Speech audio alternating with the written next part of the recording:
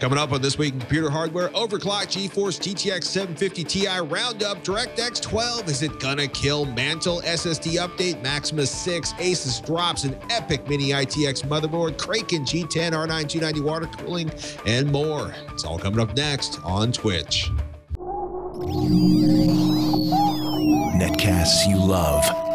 From people you trust.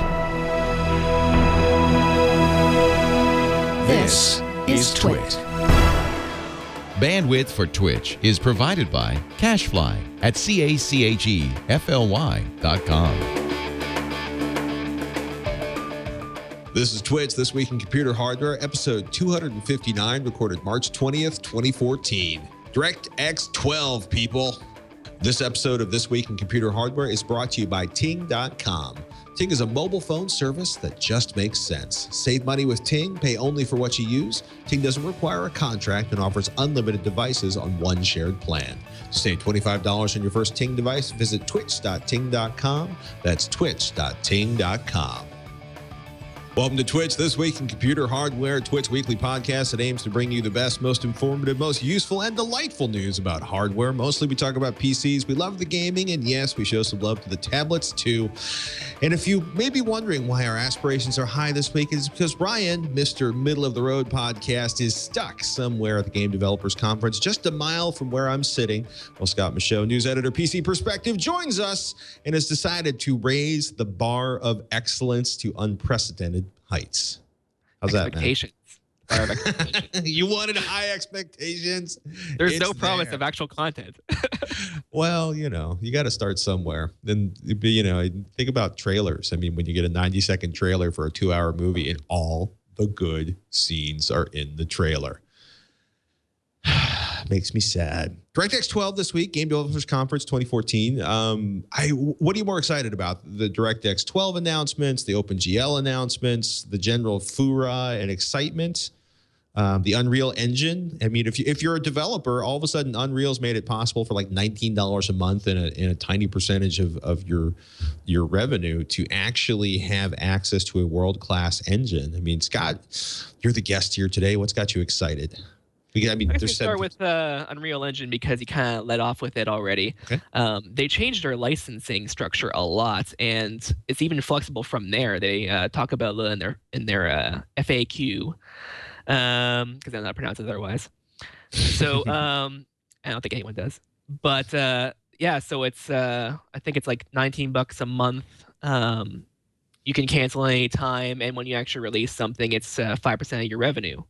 Right. But then they even say, hey, if you have other plans, like you're, expecting that your 5% of revenue is going to be gigantic, we'll even do other licensing terms where you pay it all up front or whatever, or pay less up front or pay more up front, but less royalty and that sort of stuff. So they're still even then able to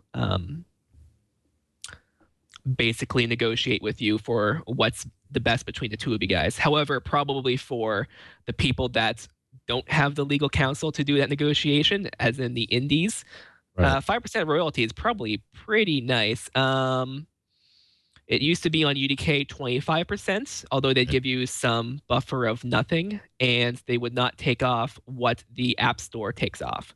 So if you had $100,000 of sales and Apple takes 30%, they would charge you the 25% royalty on this 70,000 minus the 50,000 grace period they give you. So they take 25% off of the 20,000 and right. from on there.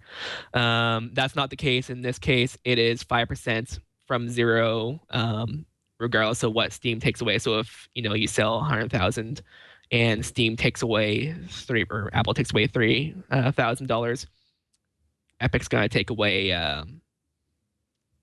5,000. Well, I mean, of it, so. But I mean, it's kind of funny, right? Because one of the things Unreal is, and obviously Unreal on their own blog is perhaps spinning this to their own benefit, as you might expect. But the idea that, we're going to make this engine and these tools, and we're going to make it so easy to make games, you'll be delighted that you're, paying 5% of your revenue, which compared to 25% plus an upfront fee is pretty chill. I mean, it's interesting. They're talking about the C++ code. Quote, you can see many new initiatives underway, for example, to support Oculus VR, Linux, Valve, Steamworks, and Steam sandbox efforts and deployment of games to web browsers via HTML5. I'll be curious. I have a couple of friends who are pretty serious coders.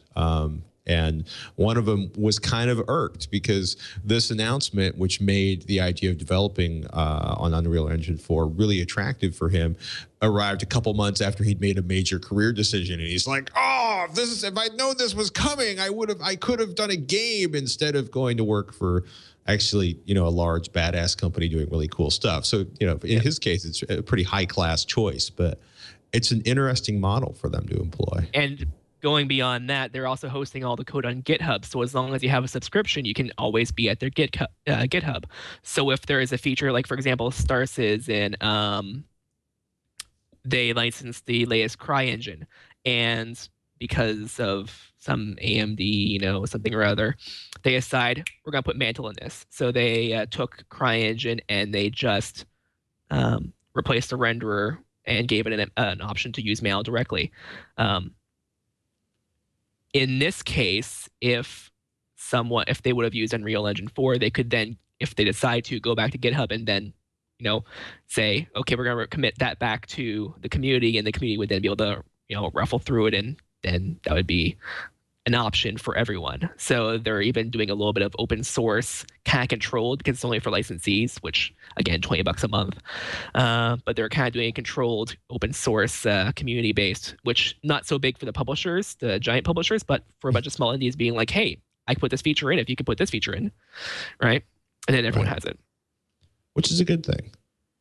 I mean, just to sort of in terms of like maybe leveling the playing field or making more opportunities, or simply spending less internal resources on doing things that are kind of a very hardware back end, rather than actually doing things like making more better gaming opportunities, which is kind of like a sophisticated sentence, but maybe not so.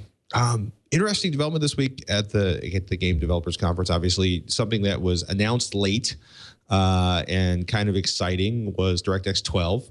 PC Per live blogged it. I mean,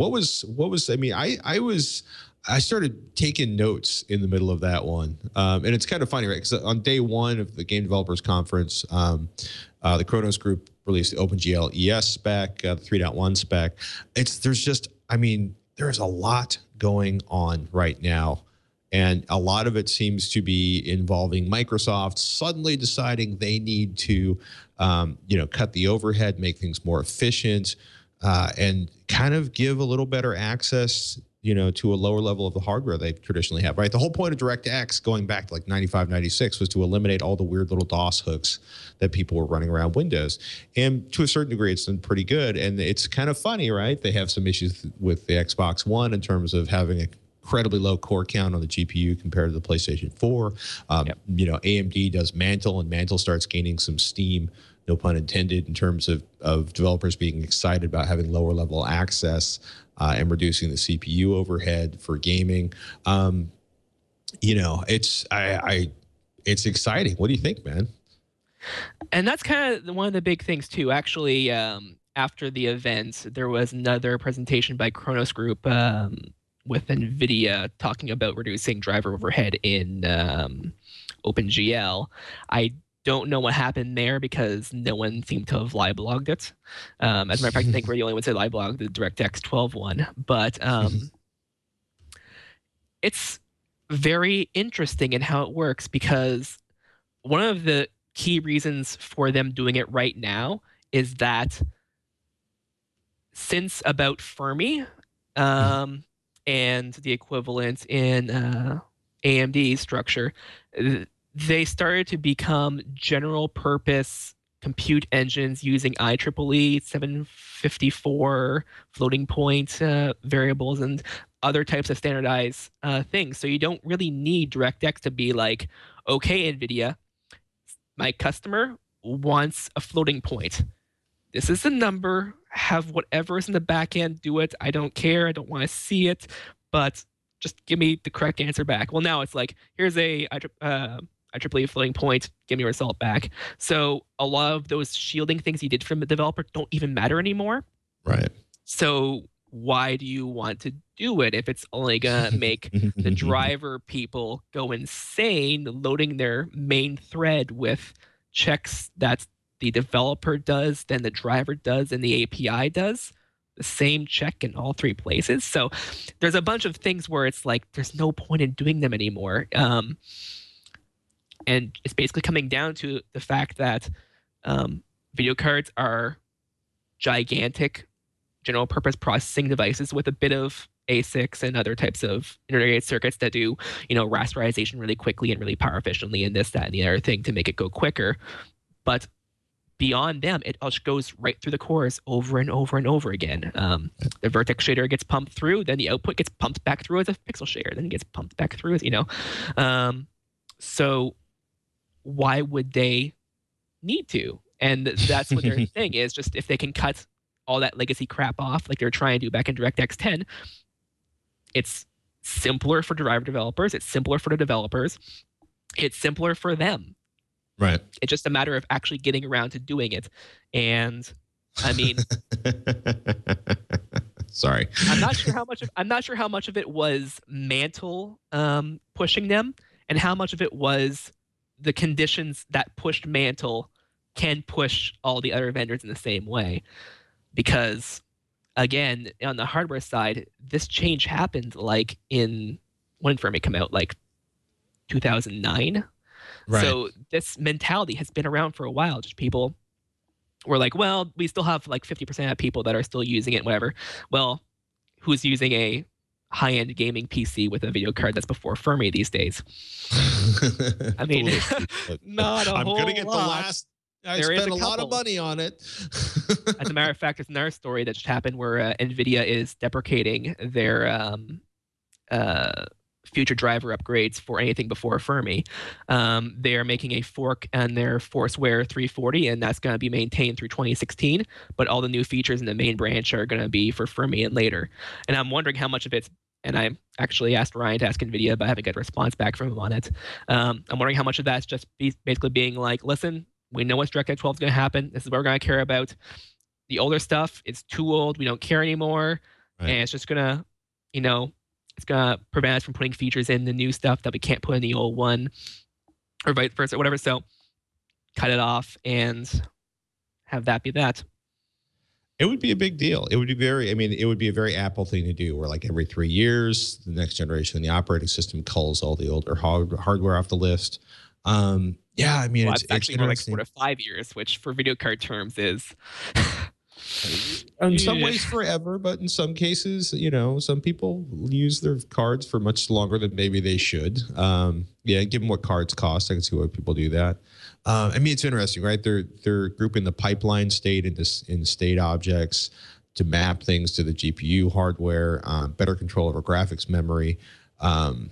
Forza said, or the Forza 5 crew said, it took 4, quote, man-months of efforts to put core rendering engine from Xbox One, Direct3D 11 to Direct3D 12. It's going to work across all Microsoft platforms. It's interesting. And that's another thing too, is once you cut the CPU overhead, and because one thing mobile does really bad is single-threaded tasks. It is terrible at that. They hate that. Because it's cheap for them to go and, mirror their core over and over and over again, as long as they have a small enough process node. It's not cheap for them to, increase their single-threaded performance by X factor without increasing their power usage by Y factor and their customer complaints by Z factor, right? So you do have that kind of aspect, but I can even see, for example, future web browsers on mobile devices wanting to switch to DirectX 12 to do their, layout and other types of compositing, and depending on the platform, maybe use it for WebGL, because that's a thing with all Windows WebGL these days. It's all actually goes through DirectX. Dun dun dun. There's other things with that too, but it can really help their power efficiency and give them lower latency on mobile devices, which is something that they really want. So it's not just games we're talking about. It's going to be interesting. it's going to be interesting to see what goes on with AMD and Mantle in this, although I guess technically they won't really be competing until, 2015, 2016? Yeah, they say they're going to have a preview of something coming out at some time this year. I don't know if it's a tech demo that people can play on their computers or something. I have no clue, but they're targeting game releases in holiday 2015 as having DirectX 12 support. So when you actually go off the shelf and buy a game, or on Steam and buy a game that has DirectX 12 support natively in it, they're expecting it will be the winter 2015 releases. We wait, ladies and gentlemen, with bated breath. We will not, however, have to wait for the latest news on, well, actually, it's kind of interesting, right? So we mentioned AMD Mantle. The CryEngine is going to support Mantle. AMD gets another endorsement. Scott, you actually wrote this up for PC Per. So I will stop speaking and let you talk about AMD's latest win on the Mantle development front. Actually, it's kind of funny because literally the sentence of AMD Mantle is going to be supported in CryEngine was the only thing I had to go on for that story. But yeah, I mean, they've had some discussion of Mantle earlier, even as far back as the AMD Developer Summit. Mm-hmm. And they were saying, oh, we're kind of interested in it. We're going to, we're testing it out. We can see it. We're not committing to it yet, blah, blah, blah, blah. And then Star Citizen was like, hey, so we're, sticking our engine ourselves. And I guess Crytek was like, well, our test goes good. We're doing it. And probably Star Citizen was like, we could have used that programmer somewhere else. But that's kind of how it goes. But yeah, basically the API gets another major engine support. So far that is Oxide Games with mm-hmm. their some sort of strategy game that's going to come out at some point. Strategy engine, I mean.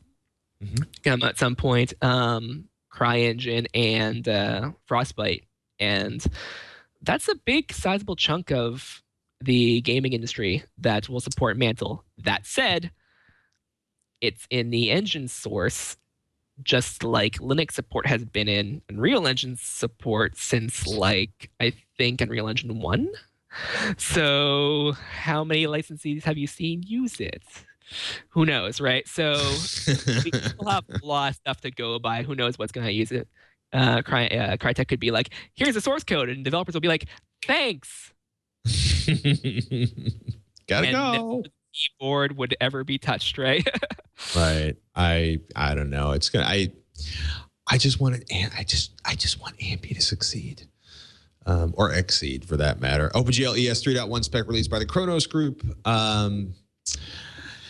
I have the lines pretty much. I mean, with the Steam OS, the Steam boxes, the Valve pushing, driving, beating Linux gaming forward, probably more than anybody else has in the last decade.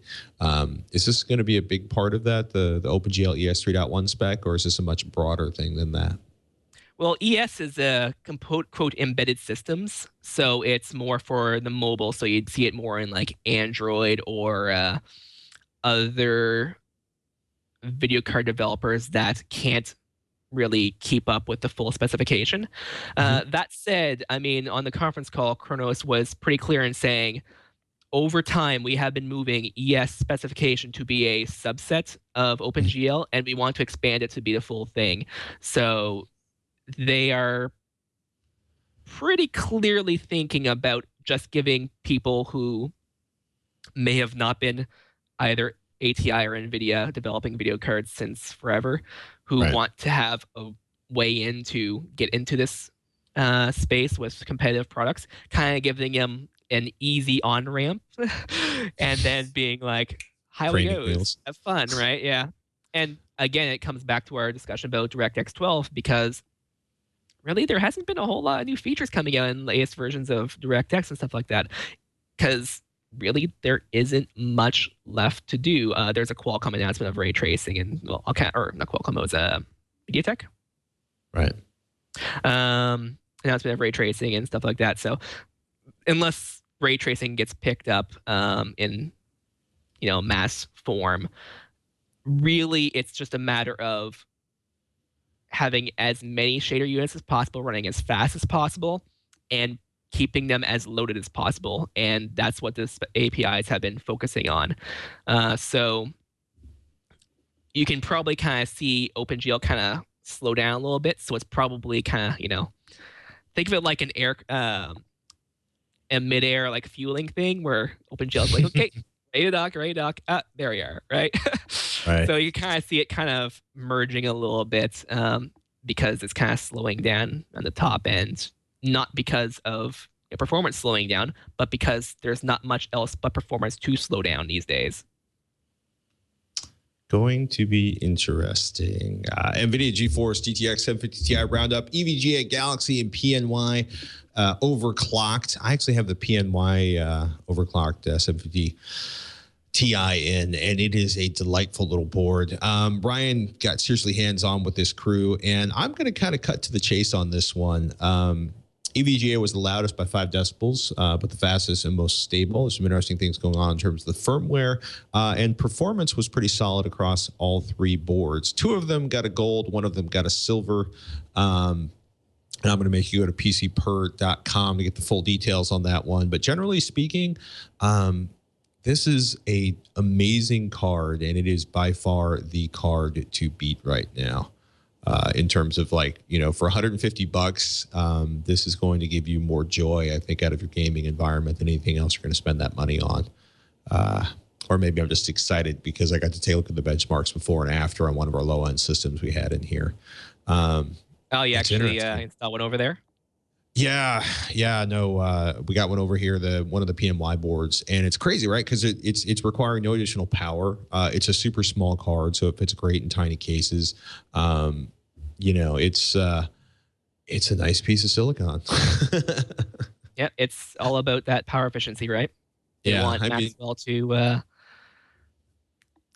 I'm not sure why they haven't released the top end parts yet. I'm assuming it's because to make the core, the chip bigger, they would need smaller process node, but that's beyond the point. But the architecture definitely has really thought about how to make things very power efficient for what you get out of it, rebalancing everything, making it so that way that certain number of shaders are power of 2 to make the logic going into it easier, so you don't have to have as much circuits to drive the circuits, so then you can put more circuits instead of those circuits, right? Mm-hmm. So they've thought about this in a lot of different ways, and it's pretty clear that this is going to be a big thing from a power efficiency standpoint. Top end, who knows? Yes, but they're incredibly power efficient cards and we got a viewer question about this a little later on. I mean, you're talking about NVIDIA's like 300 watt power supply, you're good to go, which is kind of ridiculous considering some of the numbers we were seeing on GPUs in terms of the consumption, the wattage they were hitting. And the overclocked cards, if like on Battlefield 4, you were looking at like a 19% increase over the reference design. For the fastest card in the roundup. That's a big deal to me for another $25 over the $150 for the stock part. Doesn't one of them require power? I thought one of them required a power connector. Yeah, at least 1 or 2 of them require a power connector, but the little PNY doesn't. In fact, where is it? As I sit here, as everyone watching the video now watches me stare intently, trying to find which one has the power connector. So the EVGA has a power connector, and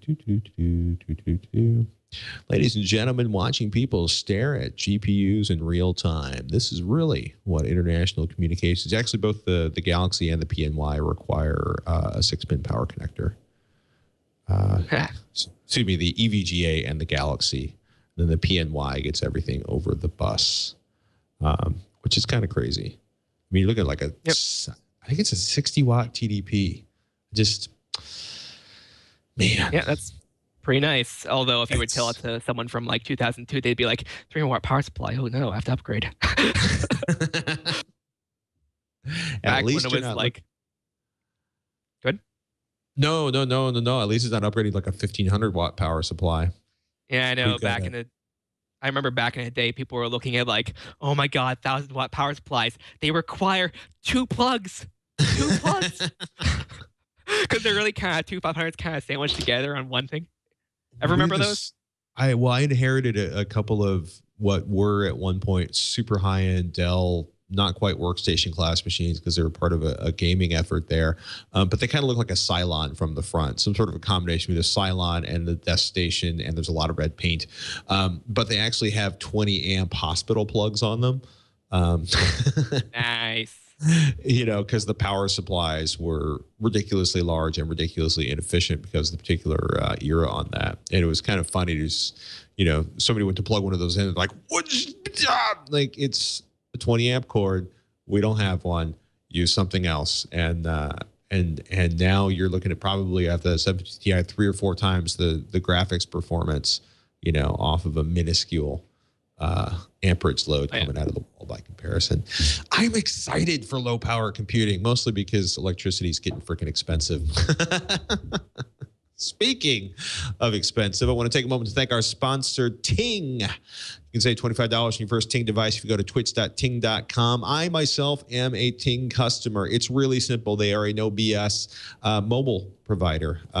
You know, it's simple, right? They want everything to be clear and upfront and make sense. They want you to save money. Obviously, they're here to make a profit. Ting's a company. They got a profit motive there, but they're only going to ask you to pay for what you use. They don't require a contract. They offer limited devices on one shared plan. You know, it's the nationwide Sprint network. Ting is an MVNO. They're a reseller. And it's really good. They got, you know, basically a cut rate on data, so they pass that along to you, so the data cost is going down. You know, if you haven't checked it out, you should take a look at Ting's savings calculator. Take a look at what you're currently paying. Take a look at what you might be paying given your current consumption on Ting, and you might find the difference is rather spectacular. You know, and it's been amazing, right? Watching what's been going on in the mobile sphere as companies like Ting push for lower pricing models. Some of the larger companies are responding by cutting, but I don't think they're cutting twice as close. There's no add-on charges here. You don't get charged for voicemail, for caller ID, for tethering, for hotspot. It's not like, you know what I mean? You're going to pay for your data, and then you're going to pay an extra $30 so you can connect another computer to your phone. That's stupid, and Ting's not making you pay for that. Their support is awesome. I had to use it once when I was bringing a device onto their plan, and it's really, really slick, right? I said it before. They're contract fee free. There's no early termination fees. They'll give you a credit if you're paying an ETF to come to Ting, and an early termination fee.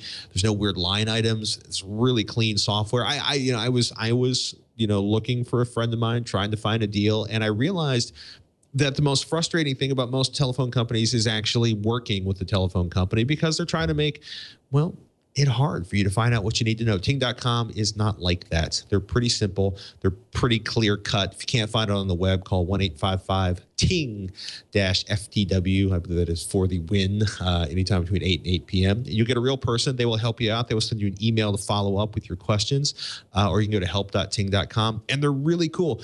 They're really affordable. It's cheap, people. And part of the reason it's cheap is because you buy your hardware. You don't get your hardware costs buried in 3x your hardware costs spread over 24 months. You don't really notice it, right? The whole point of a 2-year contract is so you don't notice how much you're sending to the phone company, and Ting's not like that. I'd like to invite you to check out our sponsor, twitch.ting.com. You'll help out the podcast, keep us rolling along, and you might get yourself a fat deal, a delightful deal. Save yourself some money on your mobile plan. Really, seriously, check out the savings calculator, see how much you and your company can save.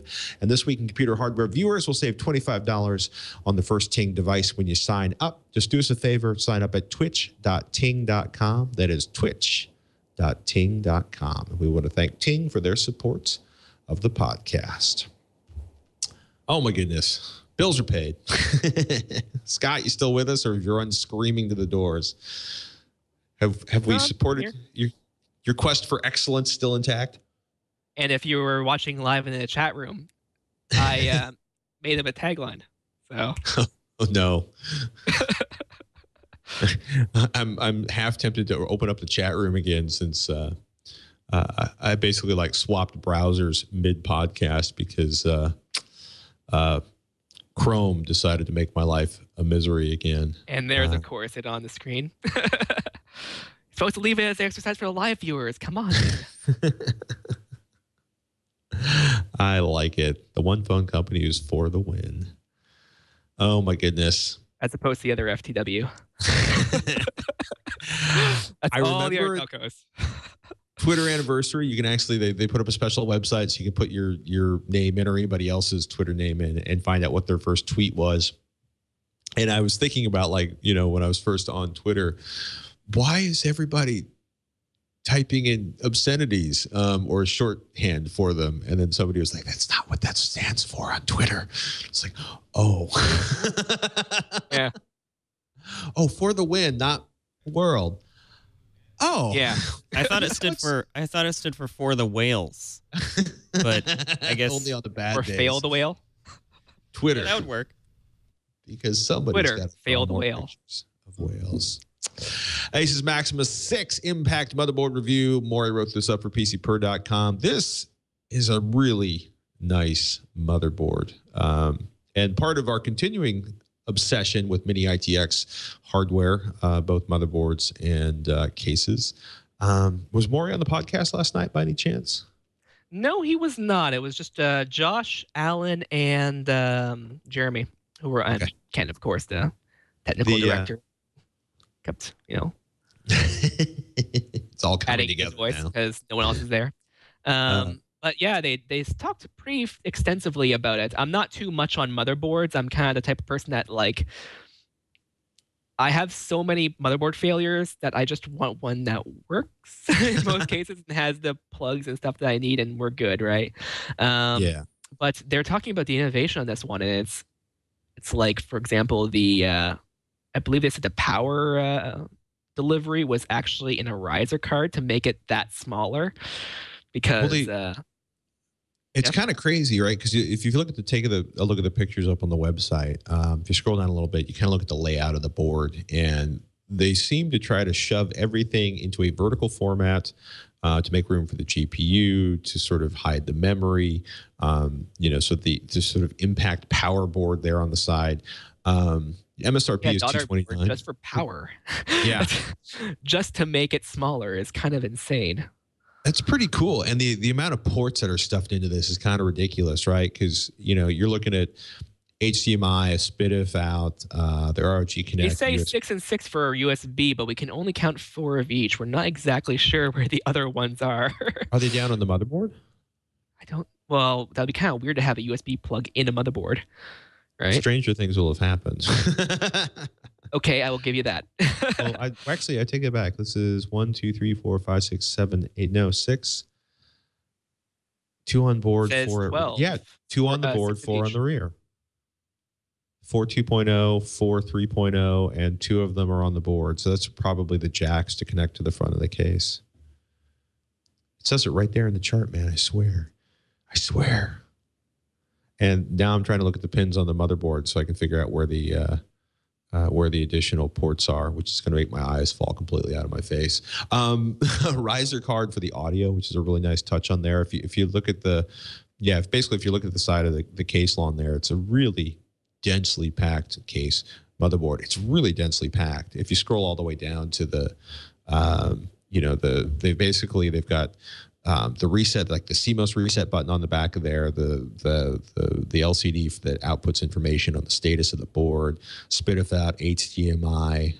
It's just a really nicely laid out board, as long as it doesn't fall apart in extended use. So are you hard on motherboards by accident, or are you just in one of the parts of the country where the electricity is just miserable? Or I used to have really miserable power, like bad, to the point where you would wake up at night because your computer turned itself on and your clock reset. I never realized that you can have a brownout or something and that would trigger computer turn on.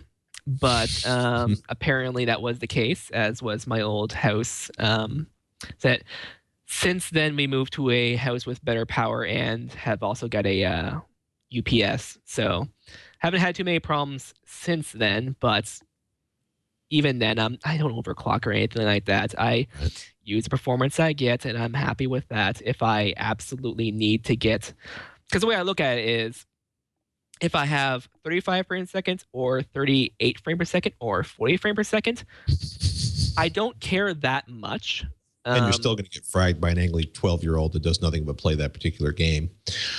Just saying. I'm projecting here. You may not get fragged by the angry 12-year-olds. Well, it depends on the game. Depends on the game. If you're talking about like StarCraft, yeah, I'm probably not the best representation of a good StarCraft player. No. Some of the mods, yeah, but when it comes to like Unreal Tournament, yeah, I'm pretty good at what I do. I don't mean to brag or anything, but yeah, I like those games and I play them frequently. So cool. Little pro tips for people who are kind of having problems with certain types of shooters. I like kind of throwing in tips whenever I can into articles or whatever. But if you're having a hard time with sniping or other types of like really precise but slow fire rate shooting, typically you're better off having your mouse aim and having a second fire key somewhere on the keyboard. So that way when you have the crosshair locked up, you press the button on the keyboard, because the act of pressing the mouse button actually jiggles the aim just a little bit and can make you miss. So that's one thing I learned when I was playing that little America's Army game back in like 2003. You will notice in that case, I had probably about a 10-15% increase in accuracy on their little training mode just by having my fire key be a keyboard button. Other kind of little interesting things like that. Nice. Corsair Hydro Series 875 liquid CPU cooler review. This was interesting, actually. I was kind of excited reading this one, mostly because Maury comes right out at the very beginning. He says, his performance surprised him. He's tested quite a few Corsair all-in-one units. He had some expectations of how this cooler should perform going into the review. However, the fact that it had such a low operating noise level, combined with its ability to almost match the performance of the Corsair H100i unit across the board, is an impressive achievement.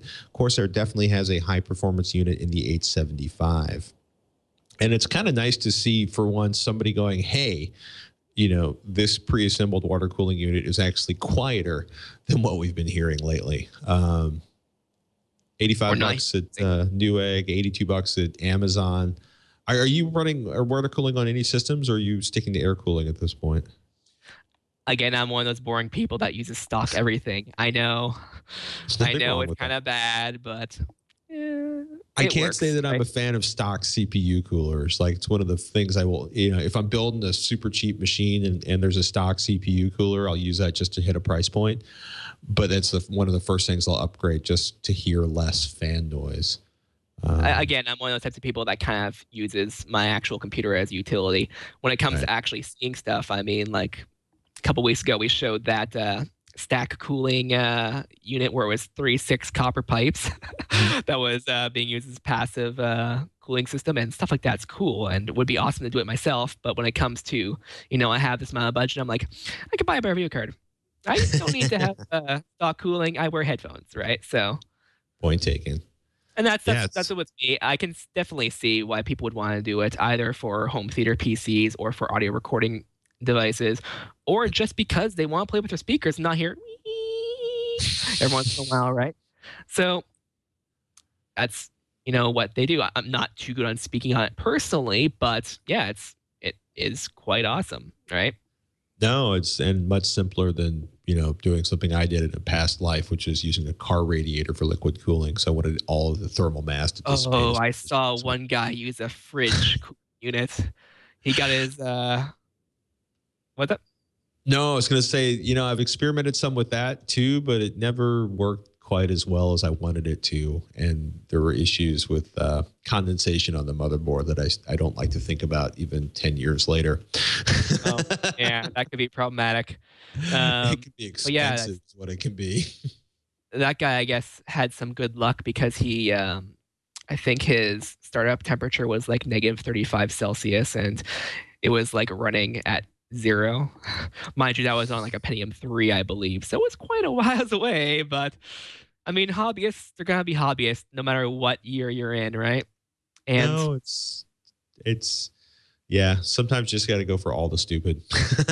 Well, it's not even just all the stupid. It's just like, it's awesome. You take that time to do that project for something that you want out of it. You want a quiet PC. You want a cool PC. You want to overclock it to say you overclocked it, because at that time, no one made a faster processor. So guess what? You have the fastest processor right now just because it's running way over its specifications. That's awesome, right? So, and also they're talking about this cooler having kind of the little micro fins on the copper. I don't know if there's a picture on it somewhere, but yeah, that's what it was. Wow, you're awesome on that. But yeah, so apparently they kind of revisit that design. They were talking in the podcast last night, and I didn't exactly hear exactly what they're talking about, but of an earlier design where they would open it up and see it was just all corroded. But yeah, apparently they're, and that's kind of what Corsair usually does, is they release a few products and they carefully think about each one and being like, how can we save money on this? How can we make this better? How can we solve this problem for the user? And they will go to some pretty weird lengths to make it better for the users, and that's kind of awesome, isn't it? It's extremely awesome.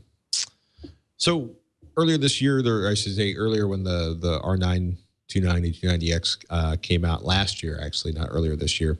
One of the issues depends when you consider availability, or you consider.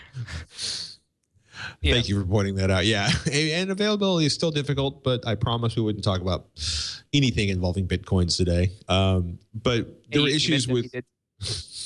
He did some mining stuff on the 750 Ti, so. Don't do it. Well, it's kind of funny, right? So the R9 290, R9 290X came out, benchmarking starts.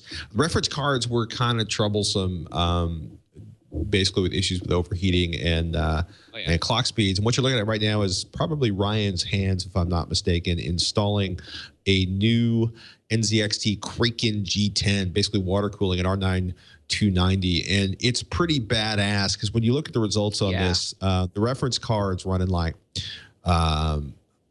48. Oops, that's the sound levels.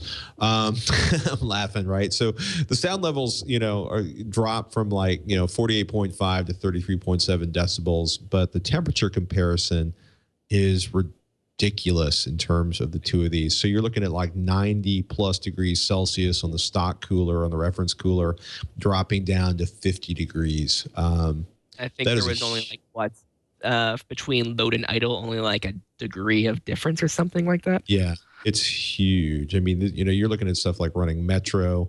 To have the drop on some of these is pretty incredible. And it's only like $30, although you have to have your own water cooling thing. So, it's pretty interesting. And the funny thing was, you see these amazing results that Ryan and Ken actually got when they assembled it. They found that they were limited by the VRM temperature. The VRM temperature was getting way too high. Otherwise, they would have overclocked it even further. Wow. So it's getting to the point where like the power going in, it's little components were getting too hot to deliver the power for the GPU that was being adequately water cooled. So they're saying like, because this is one of those generic ones where you can assemble a R9 290, which is probably going to benefit great from water cooling, but you can put it on like I think even GeForce, some of the cards too. So it's one of those mix and match ones, but to have enough cooling that you would then be like, in order to get more performance out of it, I have to cool that too, right? So if you're the type of person that want to hack, you can have that as being your starting point, and then well, that's why you need the car radiator, so you have enough coolant to deal with the processor and the GPU, or the multiple GPUs, and cooling the hard drives, and maybe putting a place for the cat to sit when the cat's hot on August afternoons. The interesting news from Intel: Haswell E 8-core Extreme Edition with DDR4 memory. So this is one of the things that came out from Intel at Game Developers Conference this week. So I like the thing that Intel pointed out. Since the first or the initial release of the first Extreme Edition processor, 2003, which was a Pentium 4-part, quote, Intel has moved from 1.7 million transistors to over 1.8 billion on Ivy Bridge E. Today, Intel officially confirms the Haswell E is coming. It's going to be 8-core desktop processor. It's going to be the first desktop platform supporting DDR4 memory. It's going to have a new X99 chipset from obviously Intel, and all we know about it is that it's going to be out the second half of 2014. 10 SATA 6G ports, 6 USB 3.0 ports, which is awesome. I will build a freaking server on it all. Mother of all free NAS boxes, and probably an M tag to go with it. So I with bated breath. That's kind of the theme of the evening. What do you think of the SSD pricing? Like 1 terabyte, Samsung 840, 1 terabyte Evo's down to $469. Oh, it's insane. I mean, to get that much storage for that, I mean, so I'm gonna level with you guys. I think it was around 2010 that I bought my SSD. It was a 256 gigabytes. It was a Crucial C300 when they kind of first came out, the first couple waves of it. And I think I was out about $700 tax and shipping in for a quarter of a terabyte. And works great for me, but, you know, you're kind of hitting the wall, so you're bouncing some things in and out of our drives. To Right. now see 4 times the storage for cheaper is painful. not quite painful. I'm not the type of person to be like, oh, you had such a good deal. Why are you so awesome? You know, but I mean, it is definitely a like a couple months ago, we ran an article being like, this is a great time to buy SSDs. And really the price hasn't dropped too much since then, but you're under 50 cents a gigabyte. That is, I mean, buying hard drives back in like 2004 was like $1 a gigabyte. Right? I have a 50 megabyte XL hard card that's still floating around my life in various corners. It kind of, you know, I'll bring it in for something. You know, it was $500. My first 500 megabyte hard drive was $500. My first, you know, I laugh, but it's like my first 5 gigabyte hard drive, $500. I mean, yeah. I was kind of giggling because the other day I was looking at the 3 terabyte versus the 4 terabyte Western Digital Reds, and I was laughing because, you know, one was 0.0, so one was 4.5 cents per gigabyte, and the other one was 4.6 cents per gigabyte. And I just started laughing because, you know, we look at like 50 cents a gigabyte, which is a huge number in terms of being incredibly inexpensive for solid state drive technology, but it's still, you know, 10 times as expensive as rotating media, as expensive rotating media. Then again, being, well, yeah, but being within one order of magnitude of rotating media is something that is definitely make them sweat a little bit, right? Because, yeah, I mean, there is some other, you know, advantages of rotating media when it comes to certain applications, but storage is, or capacity is slowly becoming one of the ones that's just not, you know, worth it so much anymore, especially since, I mean, you can buy external hard drives that are USB 3 that perform just about as good as when it was inside the computer. And then you have a SSD to go along with it that's, you know, a terabyte in size for, you know, $450 or $470. We're sitting in good times right now for storage. No, absolutely. Right? No, it's pretty awesome. I'm also laughing because I got a new Synology box in for testing, and it's got 24 gigabytes of drives inside of it. And I was just like, excuse me, terabytes, yeah. Thank you. 24 gigabytes. Not so impressive. 24 terabytes, impressive.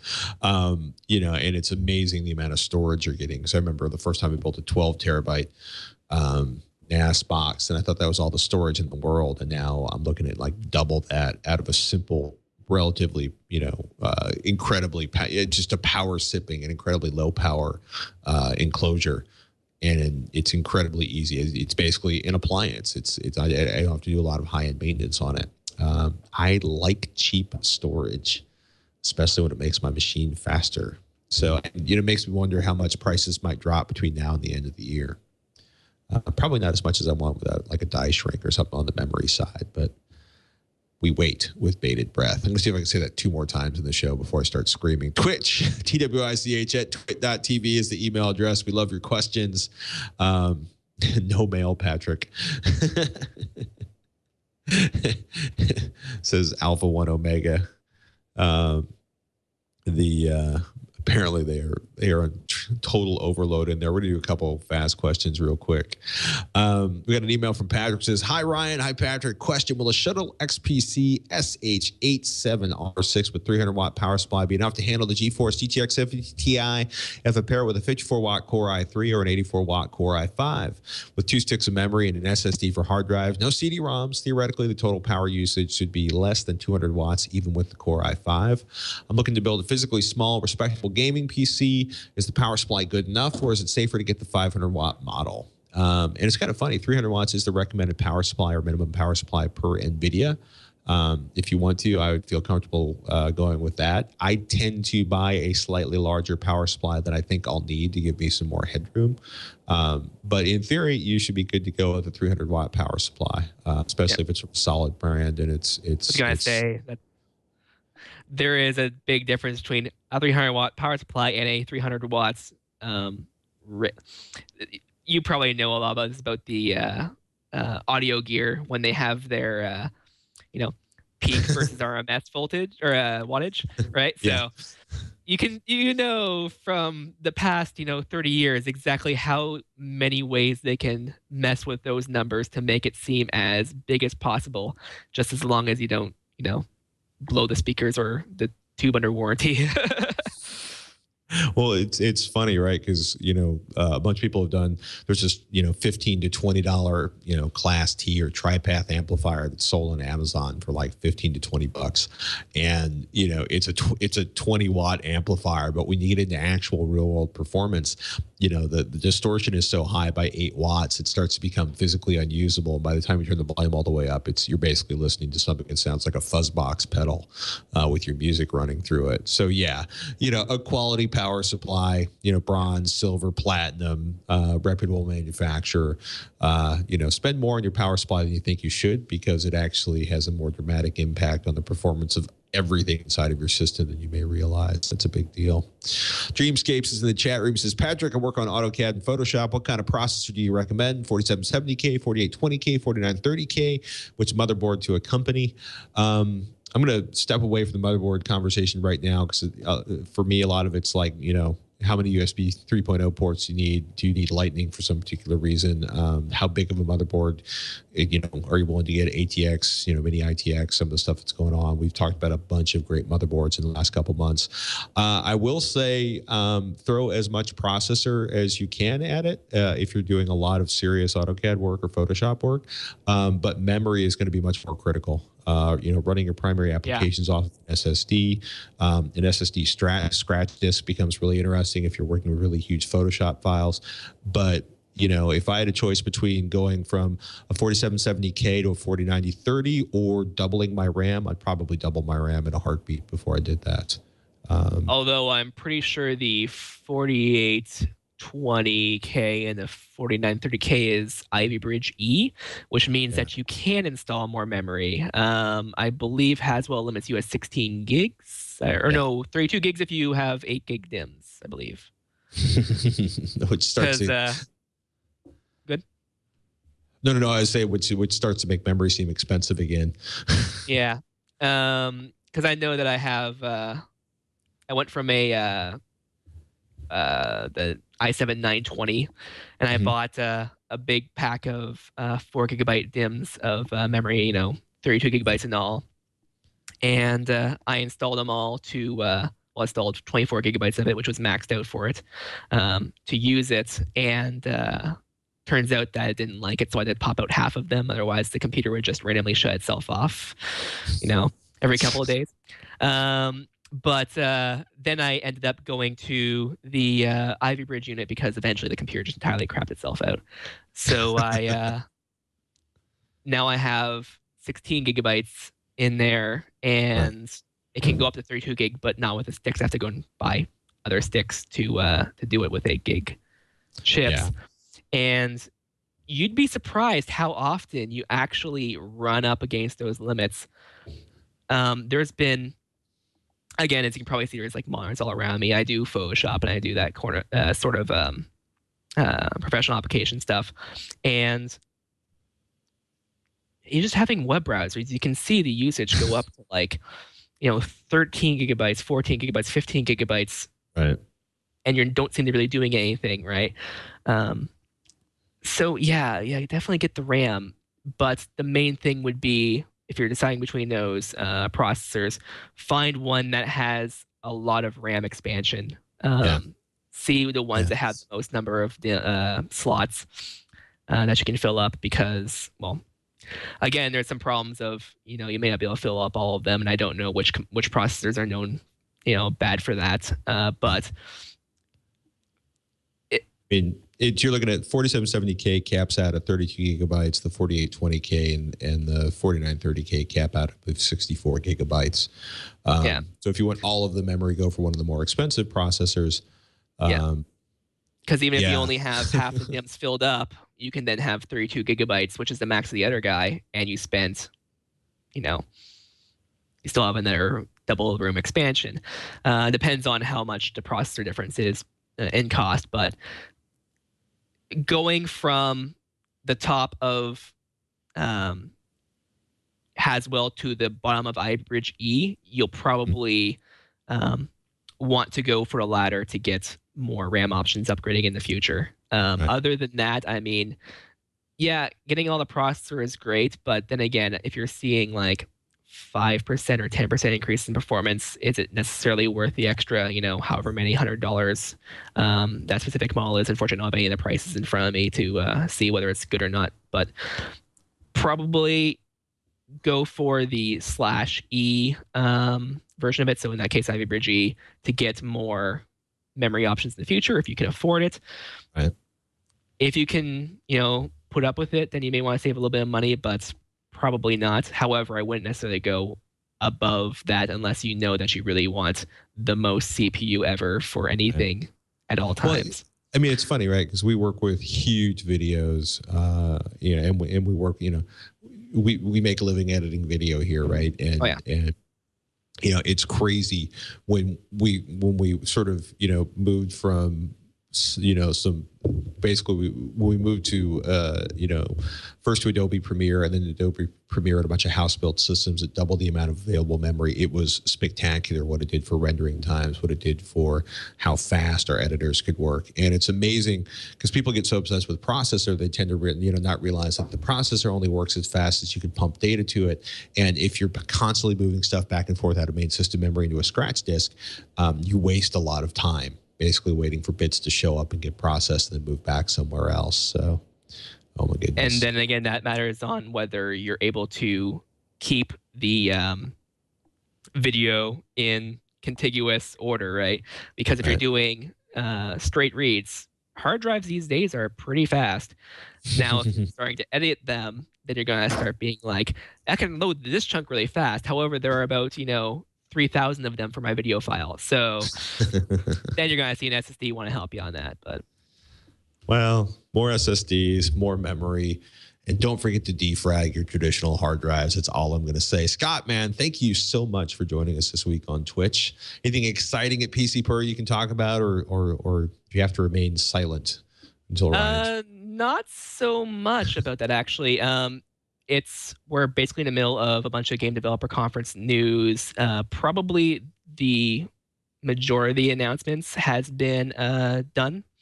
However, I mean, like I said, the live blog today earlier was ridiculously popular. We had our chat room, flood to like 750 people coming in. A bunch of other fun things like that. A lot of viewers for it, but we're going to have a little bit of announcements, I guess, coming forward, I think. And then after that, it's probably going to be a little while of digesting stuff. And knowing our site, probably a video card review or two. I don't know, maybe. I don't know that, but it must be Tuesday. There's another video card review. PCPro.com is the place to find Scott. He is the news editor there.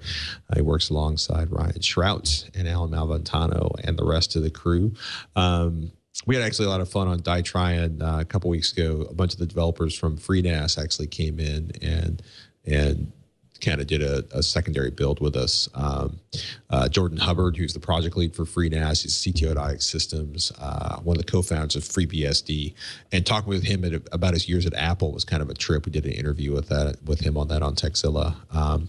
But oh my goodness, we got to geek out on DIY NAS software. I love FreeNAS so much, and I love it even more. But DieTryin.com is a website for that one. I just wanted to throw a pitch out for that. And again, Scott, thank you so much for joining me today. That was super awesome. And, no problem. Ladies and gentlemen, I'm Patrick Norton. That's got me show. We'll see you next week on Twitch.